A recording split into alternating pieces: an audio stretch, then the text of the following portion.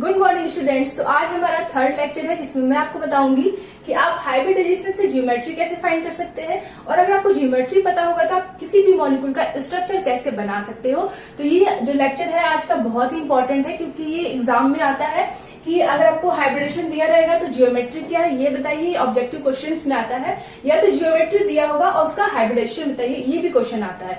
और अगर आप बीएससी के या इंटरमीडिएट के स्टूडेंट हैं तो स्ट्रक्चर ड्रॉ करने के लिए आता है किसी मॉलिक्यूल का, तो वो 4-5 नंबर में आता है। ठीक है, तो आप आराम से ज्योमेट्री से स्ट्रक्चर भी आप बना सकते हो। तो चलिए स्टार्ट करते हैं। फिर अगर आपको मेरी वीडियो से थोड़ी सी भी हेल्प मिलती है स्टूडेंट्स तो प्लीज मेरे चैनल को सब्सक्राइब करें और मेरे साथ जुड़े रहे। ठीक है, तो स्टार्ट करते हैं स्टूडेंट्स। हाइब्रिडाइजेशन निकाल पहले देखते हैं, उसके बाद जियोमेट्री, फिर स्ट्रक्चर। ठीक है, तो हाइब्रिडाइजेशन में सबसे पहला क्वेश्चन होता है एसपी हाइब्रिडाइजेशन। अगर ये किसी कंपाउंड का है, ये मैंने बताया आपको अपने 2 लेक्चर्स में, उन दोनों वीडियो का लिंक जो है मैं डाल दूंगी आई बटन में, आप देख लेना कि हाइब्रिडाइजेशन किसी मॉलिक्यूल का सेंट्रल एटम का कैसे निकालते हैं। ठीक है, तो अगर आपका हाइब्रिडेशन एसपी है, ठीक है, तो इसका जो जियोमेट्री है वो क्या होगा, लीनियर ज्योमेट्री। ठीक है, इसका स्ट्रक्चर क्या होगा, फिर बीच में मेटल और दोनों तरफ इस तरह से एटम होंगे, मतलब इन दोनों के बीच में जो एंगल होगा वो 180 डिग्री का होगा। ठीक है, अब सेकंड हमारा क्या है, सेकंड है sp2 हाइब्रिडाइजेशन और इसका स्ट्रक्चर क्या होगा, ट्राइगोनल प्लेनर। ट्राइगोनल प्लेनर मतलब इस तरह का कुछ स्ट्रक्चर होगा और बीच में मेटल और तीनों तरफ से इस तरह से एटम अटैच होंगे, तो इसे बोलते हैं ट्राइगोनल प्लेनर। मतलब एक ही प्लेन में मेटल भी है और तीनों एटम भी एक ही प्लेन में है। ठीक है, ऊपर नीचे नहीं है। 3 डायमेंशन से आप समझेंगे, ये जो बोर्ड है ये 2 डायमेंशनल है, लेकिन 3 डायमेंशनल स्ट्रक्चर का समझेंगे तो ये जो आपका है ट्राइगोनल प्लेनर, ये एक ही प्लेन में 3 एटम भी है और उसी प्लेन में बीच में मेटल है जो तीनों एटम से अटैच है। ओके, तीसरा है sp3 हाइब्रिडाइजेशन, इसे बोलते हैं टेट्राहेड्रल।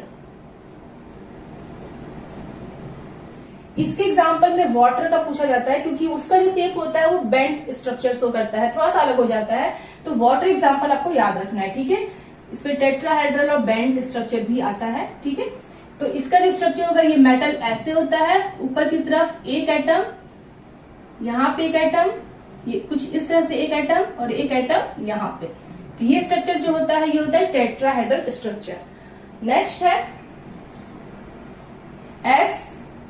sp3d hybridisation. ठीक है, इसमें 1 and p3 and d मतलब 5 हाइब्रिड ऑर्बिटल्स बन रहे हैं। मतलब इसका स्ट्रक्चर क्या होगा,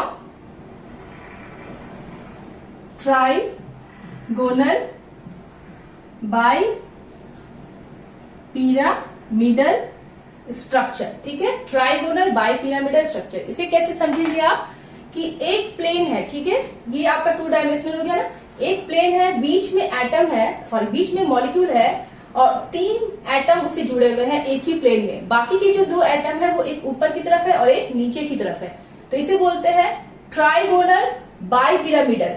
बाई पिरामिडल का मतलब होता है कि ऊपर की तरफ से एक पिरामिड बनाएगा और एक नीचे की तरफ से बनाएगा, राइट, इसको बोलते हैं बाई पिरामिडल।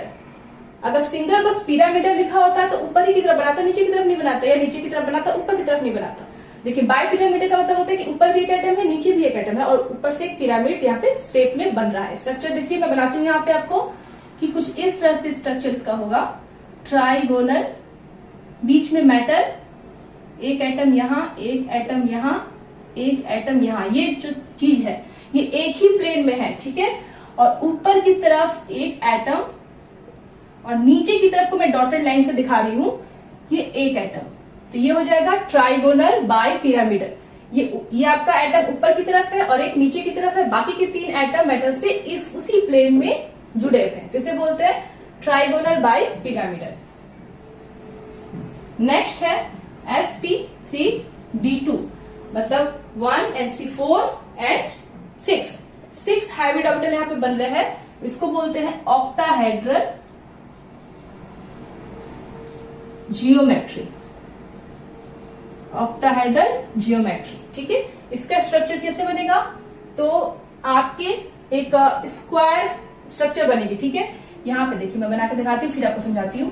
ये कुछ इस तरह से स्ट्रक्चर होगा, स्क्वायर प्लेनर, बीच में मेटल, एक एटम यहाँ, एक एटम यहाँ, एक एटम यहाँ, एक एटम यहाँ, और ऊपर की तरफ एक एटम और नीचे की तरफ एक एटम। मतलब आपका अगर ये 2 डायमेंशन है, एक प्लेन है, तो इसमें एक मेटल और 4 एटम से इस तरह से ये जुड़ा हुआ है उसी प्लेन में, ठीक है। तो एक बन गया स्क्वायर, ठीक है, ऊपर की तरफ एक एटम, नीचे की तरफ एक एटम, तो इसको बोलेंगे ऑक्टाहेड्रल जियोमेट्री, ठीक है। स्क्वायर प्लेनर है, इसमें 4 एटम हो गए, बाकी के जो 2 एटम है वो एक ऊपर की तरफ है, एक नीचे की तरफ है, इसे बोलते हैं ऑक्टाहेड्रल जियोमेट्री, ठीक है। नेक्स्ट है sp3d3, मतलब 7 हाइब्रिड ऑर्बिटल, तो इसे बोलेंगे